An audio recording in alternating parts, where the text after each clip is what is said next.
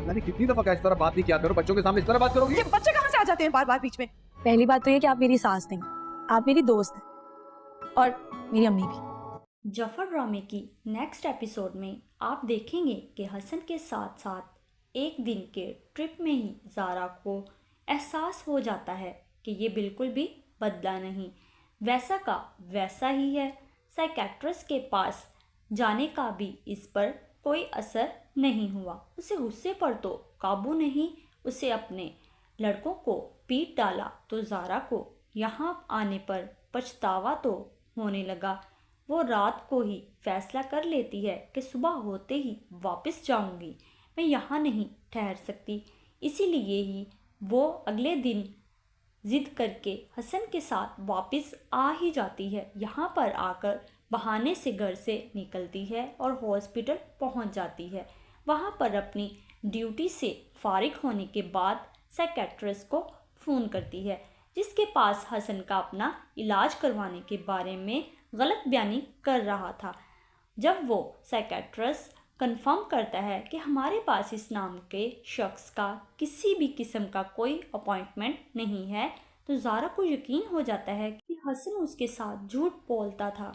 फिर वो गुस्से में घर जाती है। उससे पूछने पर हसन घबरा जाता है, फिर से झूठ बोलने की कोशिश करता है तो ज़ारा चुप करवा देती है। बस बहुत हो गया, वो हसन पर नाराज़ होती है। मेरी आंखों में देखकर झूठ पे झूठ बोलते रहे हो, मैं तुम्हारे लिए अपने माँ बाप से लड़ती रही, तुम्हें अंदाज़ा ही नहीं था कि बात इतनी बढ़ जाएगी, तुम इतने भी स्टूपिड नहीं हो। हसन अब ज़ारा के मुंह से स्टूपिड का लफ्ज़ सुनने की देर थी कि हसन को फिर से गुस्सा आ जाता है। मैंने कितनी दफ़ा कहा है कि इस तरह की बातें ना किया करो बच्चों के सामने, इस तरह बात करोगी। ज़ारा को हैरत होती है कि ये बच्चे कहाँ से आ जाते हैं हर बार बीच में। हमारी हालत देखी है तुमने? बिल्कुल भी नहीं, मैं इस बारे में बिल्कुल भी नहीं सोच सकती। हसन घबरा जाता है, क्या मतलब, किस बारे में? ज़ारा इस बात का मतलब समझते हुए कहती है कि देखो हसन, मैंने तुमसे क्लियरली कहा था कि तुम साइकेट्रिस्ट के पास जाओगे। अपने एंगर इशू को डिज़ोल्व करो। तुम्हारे अंदर कोई बेहतरी नज़र नहीं आई, इसलिए मैं ये फ़ैसला लेने पर मजबूर हो गई।